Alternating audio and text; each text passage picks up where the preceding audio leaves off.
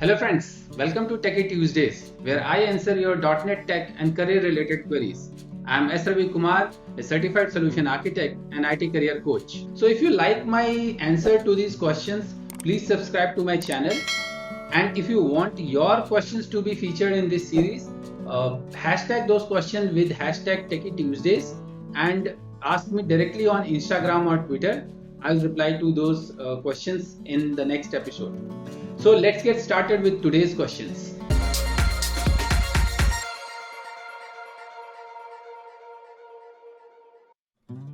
So the first question is asked by Shyam Sundar. He is saying, is it possible to land a developer job without having a CS or CS related degree? So Shyam Sundar, to answer your question, nothing is impossible in the world. So that's on the positive note. But if you talk about Indian IT companies, like earlier it was possible, now the things have become a bit difficult because there are abundance of people or candidates with CS and CS related degrees in market. So companies have kind of because there is like large supply, so companies have kind of stringent their rules that a candidate should have CS related degree or CS degree, and they should have certain percentage in their 10th and 12th and all those things. Although I don't think that matter much, but that's my personal opinion. That's basically varies from company to company. So in the Indian IT companies, I can say it is a bit difficult or tough to get job without a CS or CS related degree. Although if you want, you can do of course freelance work, or you can get a CS related degree online at home, and then probably you can apply for job. And while doing the degree, my suggestion would be to contribute to some open source project, some technology, to show your mental that okay, yes, I know this particular language and this particular technology, so that you can show it in your interviews and you can get a job after that. So I would say it's difficult. It's not impossible, but yes, it's difficult to get a job without a CS degree or CS related degree. So the next question is from Rajat Kapoor. He is saying, if someone knows .NET web development using MVC, HTML, jQuery, Ajax, CSS, etc., and also knows the backend, then is it a full stack developer? So Rajat, to answer your question, first understand who is a full stack developer. So in general terms, full stack developer is term used for a person who knows all the technologies related to end-to-end software development. Whether if he knows end-to-end software development like desktop development technologies, like if he knows Windows, SQL Server, then deployment strategies, Git commands. So if he knows everything related to a complete end-to-end desktop development technologies, then he is called as full stack desktop developer. However, this term is not used. This term is primarily used in industry by JavaScript developers who knows end-to-end web development, like they know front-end technologies like AngularJS, React.js, and then back-end technologies like Node.js, then deployment strategies like setting up DevOps pipeline and all those things. So in this scenario, they call themselves as full stack developer. Okay, so but that is a industry coined term. So it differs from company to company and their requirement to requirement. You can of course say yourself as a full stack developer if you know MVC technology in .NET, and then know how to write a web API, know how to access the database from that web API, and know how to deploy that using CI/CD pipeline. So if you know all these processes, you can say that you are a .NET based full stack developer. I myself say that I am a .NET based full stack developer because I can develop an end-to-end solution using .NET technology. I don't use any other technology. So yes, you can say that you are a full stack developer, but in industry, most of the time people use this term full stack web developer or full stack developer with JavaScript related technology. So the next question is asked by Joylene Silveria. I hope I'm pronouncing your name correctly. I'm sorry if I'm not. So his question is it possible for a company's IT department to track a employee's browsing history if the employee has logged in via incognito mode? So Joylene, to answer your question, yes, of course, it's possible for the IT department of the company to see your browsing history even if you have logged in via incognito mode, because incognito mode doesn't store your browsing history on your local machine. However, whatever is being transferred via the internet, that can be tracked by your internet provider, even ISPs, the internet service providers in your locality, or the people who are providing you the router services, that is in your company. You are using the company's proxy. So in that proxy server, on that proxy server itself, the IT department has software installed to track all these, or to track and monitor the network traffic and check if some proprietary data is not being copied from one, like from their internal system to external system. So to track all these copyright infringement and other things related to code and intellectual properties of the company. So the IT department can of course see your browsing history. Even you can see, even if you open the incognito mode, in the incognito mode itself it's written that this thing, like you can, on the right side in the incognito mode, it's written that your employee or your school or internet service provider, the website can, or whatever is website you visit, it can be visible to them, but of course it is not storing on your local hard disk. So it's basically to like incognito mode is kind of to you can say that safeguard you from your family members, and to decrease the size of your temp folder. Otherwise it is possible to see what you are doing in the incognito mode. That's the reason even some of the banned site, if you try to open any banned site, you will be not able to open it even you are in incognito mode. Next question is from Shamik Rakshit. He is saying, is it fair to grant students admission in computer science branch just on their merit in physics, chemistry and mathematics? So Shamik, to answer your question, first of all, let me clarify that I am not an policy maker in any university or UGC or anything. So whatever opinion I present, it's my own opinion. And in my opinion, yes, it is not fair to grant like computer science branch on just on the basis of or on the merit of physics, chemistry and mathematics. But that is in policy which has been there since the time I was doing like I was applying for engineering. So it has been there.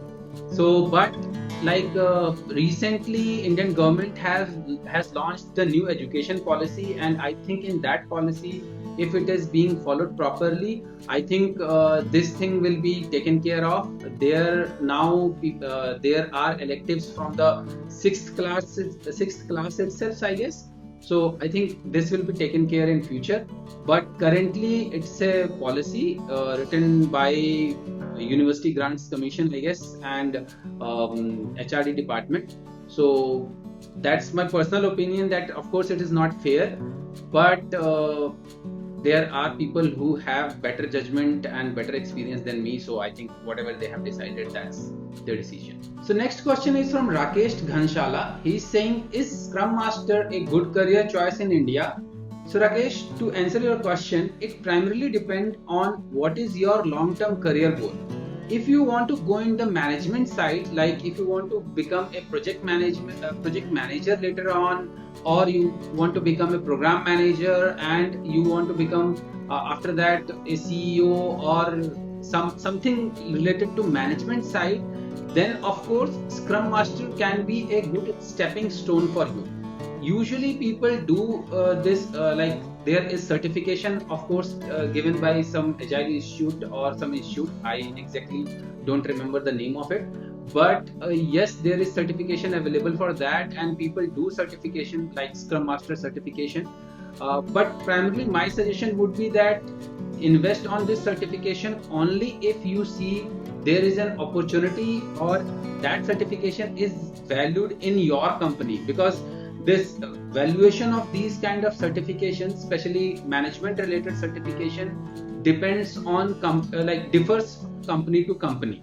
Okay, so my suggestion would be that check with your current company policies or HR people that whether the Scrum Master certification is suitable for you, will it be considered in your company or not, and is there any role available for that or not. So yes, it is a good choice if you go if you want to go in the management side of software development. Next question is asked by Mithila Shirke. She is saying, I am a graduate engineer having a job which pays me 15k per month and I want to switch to a proper IT company. What are the technologies I should learn in 2020 and what are the platforms? So Mithila, in your question you have mentioned that you are a graduate engineer, but you haven't mentioned that what kind of engineer you are, whether you are a computer science engineer or an engineer in some other field like civil, mechanical or other, like any other field. So if you are in any of these other fields, my suggestion would be to do something related to some advanced degree related to these fields and then look for a career switch. Okay, but if you are a computer science graduate and you want to go into a proper IT company, of course my answer would be biased because I'm kind of a .NET guy and I'm more biased towards .NET technologies. So yes, my suggestion would be to learn C# .NET from or do any online course related to C# .NET and full stack development and then go for it. But my suggestion would be not going to the buzzwords of the technologies buzzword languages. You should go with the languages which are long term and still there in the market. You can go for C#, you can go for PHP also. So these kind of things which are there in the market, or if you talk about JavaScript, you should understand all the basics of JavaScript, not the latest fad framework, whether it is Angular, Vue or React or any other Coffee or Vanilla, any other latest framework. So you should learn the basics concepts of any programming language and then probably target the job. So my suggestion would be first look that what kind of job you are looking for, and then based on that check the technology, check the certification and go for it. So next question is from Indrajit. He is asking, what is the difference between wizard and template in IT? So Indrajit, I am assuming that you are asking in terms of programming. So my answer would be in terms of programming language or framework. Okay. So if we talk about template, so template is basically a structure available for creating any kind of thing. So whether if you talk about for example, if you want to write your resume, so there is a standard template for writing your resume where you will there are certain sections, then you write on those sections what is suitable for you, like what is as per your qualifications and your experience, whatever is there you write in that particular format. So that is basically called a template. When we go into programming, when we create a new project or solution in any language or in any framework, there is a project template, default project template given by the manufacturer or creator or sometimes the community, that okay, this is a template for creating this type of application which has basic minimum things or basic minimum structure required to create that particular object thing project. Okay, so that is basically a template. Wizard is basically wizard comes from the word magic. It's taken from the magic world. Okay, so wizard is like wizcraft or something. So wizard is basically step-by-step process which automatically creates or gives you an option or output. Okay, so sometimes the output of a wizard is a template. So sometimes it happens that or result of a template. So what happens that, let's say you want to create a resume. So now there is a particular template for creating a resume, and you have to create that template or fill that template, and you will get your resume. That is one way of doing it. Another way of doing it is like there is a step-by-step process where you first enter one detail, then you hit next button, then you enter the other detail, then you hit next button, then you enter the other detail, then you hit next button, or based on your answer to one detail, some other screens appear. So that is basically wizard, where by doing some step-by-step activities, you get a certain kind of result. Okay, so that is basically a wizard. So wizard is basically a tool, and template is both of these are of course a tool, but the variation depends on that one gives automatic output in a certain format, whereas the other gives you a particular format to follow and implement manually. Next question is from Amol Nalges. He is saying, how can I switch my teaching job to industry? My experience of teaching is 7 years and I want to switch my careers to industry. Amol, first of all, your question is a bit incomplete. If you are planning to shift to IT career, what kind of job you are looking for? You should have written that in your question, that what is your target job. Assuming that you are already an experienced person, I won't suggest you for a fresher job for a developer job, because for a developer job your teaching experience will not be considered. So you would be considered kind of a fresher for the technology, and you have to compete with youngsters. Not only you have to compete with youngster, you will feel out of place, because since you are already 7 years experience, so you will be aged in the team, and it would be kind of a mismatch situation. So my suggestion for you would be to go for either a trainer. So start with giving corporate trainings. Okay, since you are already in teaching line, you already have an experience of teaching, so my suggestion for you would be to go for trainer positions. There are many companies or consultants who look for corporate trainers, so start moving towards corporate training. And you can also go join a company as a trainer, or you can join a company as a person who can design trainings for the betterment or of their employees. So you have to basically go via that route, and you have to join as a trainer or something related to training department of the company. I think it would be a bit difficult for you to move to development now or join as a developer.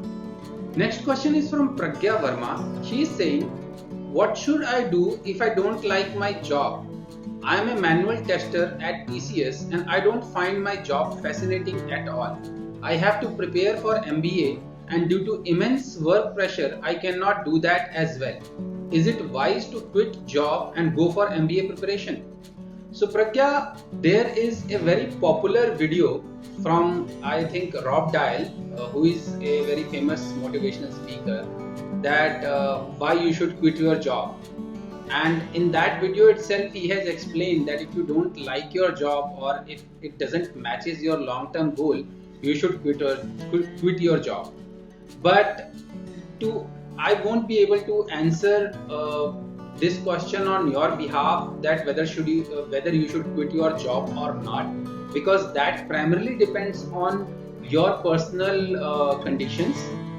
So my suggestion for you would be to assess your personal condition, that are you financially stable enough for quitting your job and pursuing MBA or not. Okay, so if you think that you have financial backing and you are financially stable for quitting your job and going for MBA, then you should definitely do that, because it's of course it's not good to be in a toxic job and do a job which you don't like, because after some time it will affect your performance and you will not grow even there also. So my suggestion would be to assess your financial conditions, talk to your family that you don't like your job and you are planning your plan is to do an MBA. So talk to your family. My suggestion would be to talk to your family. If you are married, talk to your spouse. If you are unmarried, talk to your parents, and then take a decision. Leave the job, of course, if you can, and prepare for MBA. And of course, it's a wise decision. Nobody will say that it is not like it is bad to leave a job for preparing for MBA.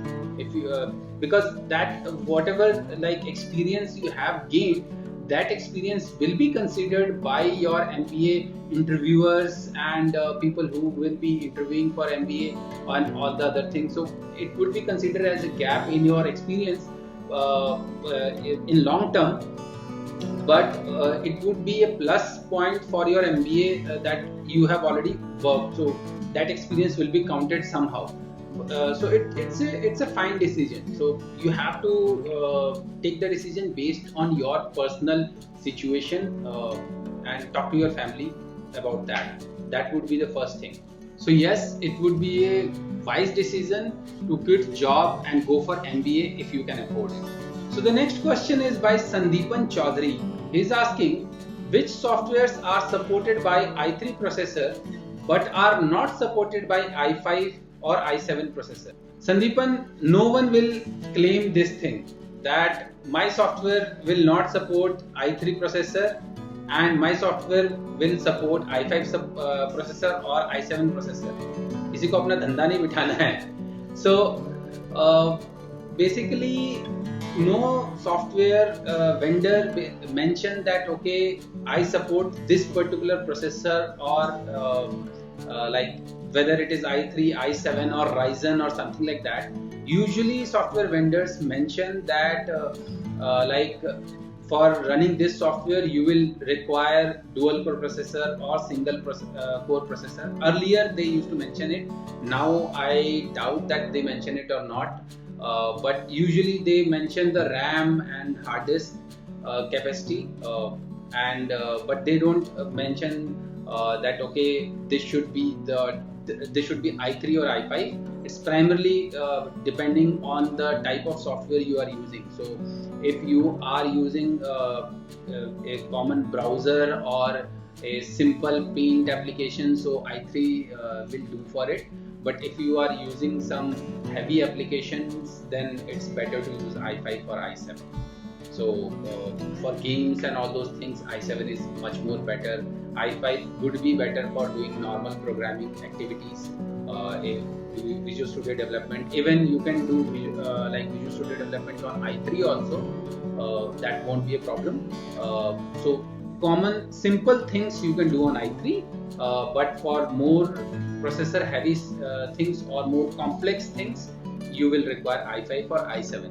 But it is very rare to find any documentation as such that okay, this software is supported by i3 and this is supported by i5 or i7. So next question is asked by Shravan Kumar. He is asking, why do most of the people look for IT jobs instead of other fields? So Shravan, the simple answer to your question would be money, paisa, rokda. Yes, of course. IT jobs are considered to be most like kind of well-paid jobs currently in the world, especially in US, UK and other countries. It same is case with India also. Although they have lose their charm after the Satyam incident and all the other incidents. But yes, it is considered to be one of the high-paying job. So that's, I think, the primary reason to for the people to go for IT jobs.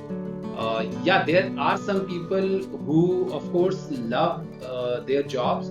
So it happens to be a coincidence for them that okay, they love IT and then they go into IT job. Like me, I love programming, and I am doing programming since my 11th or 12th class. So that's but like there are many people like me also who love programming and they move to IT. But usually the main motivator is of course money. Next question is asked by Divesh Shankala. He is asking, is it bad to stay in a company for very long? So Devesh, the answer to your question varies, depends on your personal goals, and it varies, it depends on person to person, in simple words.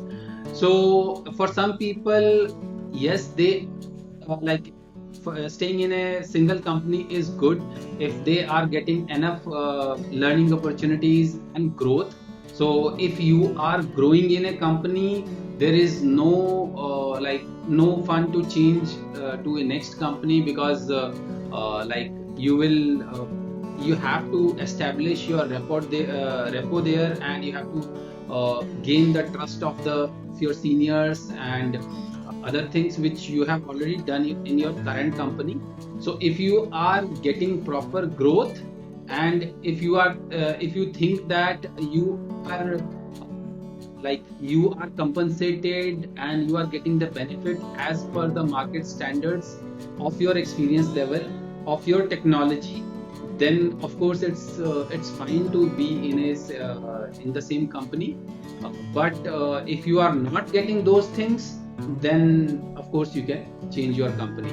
So it depends on person to person, frankly speaking. Some people consider it bad, some people consider it good. Of course, HR people will consider it good, because they think that yes, if you are staying in a company for long period of time, and but if you are not growing and still staying in the company, then of course that is kind of a negative point from HR point of view also. So if you are staying in a company for long duration and growing, then it is good. If you are not growing designation wise or salary wise, then of course it's not good. Next question is from Shreya Singh. She is asking, is leaving your full-time job to pursue YouTube worth it? Shreya, it depends on what kind of job you are doing and how much you are earning. In simple terms, so if you are already doing a well-paid job, then I won't suggest you to leave that job for YouTube. You should start creating YouTube video while being in that job, just like I'm doing that. I'm already in a job, or I'm already working somewhere, and I'm creating YouTube video along with it side by side. So you should start doing it that. You shouldn't leave a well-paid job for starting a career in YouTube. You can do it if you are young and you have time.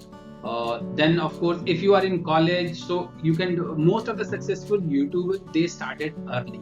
Right now YouTube is very much saturated. So if you want to do a full-fledged YouTube career, you have to spend a lot of time, lot of energy, and the growth will be the growth path will be a bit slower. Of course, it will take time for it.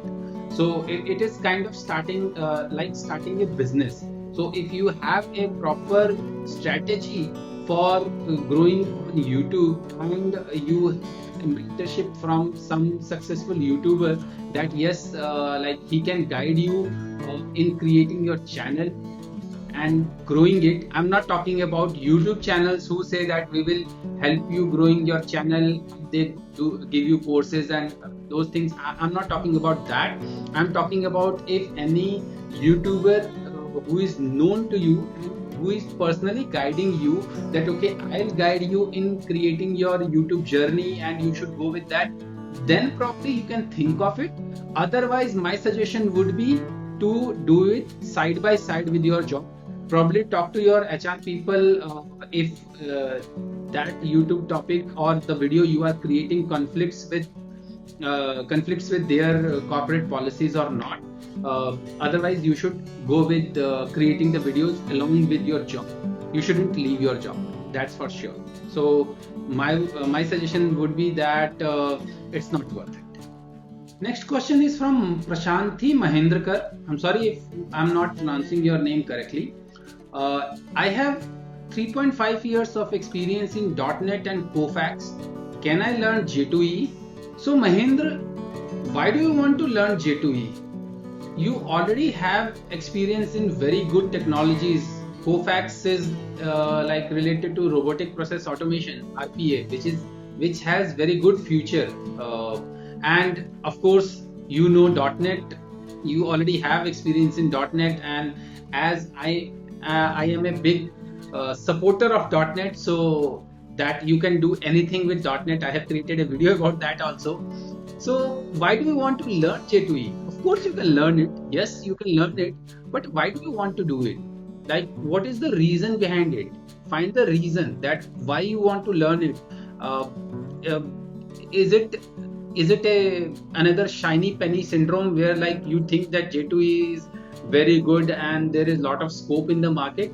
So frankly speaking, if you talk about .NET versus J2E right now, I would say that there are more jobs for .NET than J2E. That's for sure. So maybe I'm biased, but yes, that's for sure. So my suggestion would be that you should stick to .NET and Kofax. You shouldn't learn J2E. But if you want to learn, yes, you can learn, of course. Nobody is stopping you. Next question is from Prashant Singh. He is saying, can I get an internship in an IT company by taking civil engineering? भैया प्रशांत, ये India है, यहाँ कुछ भी हो सकता है. So yes, of course you can get internship in an IT company if you know the owner of the company. That is the simplest way. But if you talk about proper like an IT MNC, there also it's possible if you know someone who is at a very senior post. Otherwise, I rarely doubt that you will be able to get a internship in an IT company if you are doing civil engineering course. So that is a bit tough for because civil engineering and IT are two different things. Unless and until you are doing civil engineering from IIT or NIIT or any reputed institute, even then they will prefer you to do internship in something related to your field rather than IT. So it is you can do it. As I said, scenarios are if you know the company owner of the company, if you know someone who is at a well suited position in the company and know how to have authority to give you job in that company. So if you know such kind of person, yes, you can go for it. But otherwise, if you are a mango person, then I rarely doubt that it is possible. You can get internship in an IT company if you are doing your engineering from a regular college and you don't know anybody in the company. Then it would be very tough. It would be very tough, near to impossible, I would say. So these were my answer to a few tech and career related queries asked to me on various platforms. And if you want your answer to be featured in this Techie Tuesday series and ask your question on any platform, any social media like Instagram or Twitter, my handle everywhere is Techie Rathor. My DMs in Instagram are open, so you can send a direct message in Instagram. Even on Twitter also you can send me a direct message, but you have to follow me for that, of course. So follow me on all the social media platforms, preferably Twitter and Instagram, and ask your questions there. I hope you like this video, and please subscribe to my channel for more such videos. Thank you. Take care. Bye bye.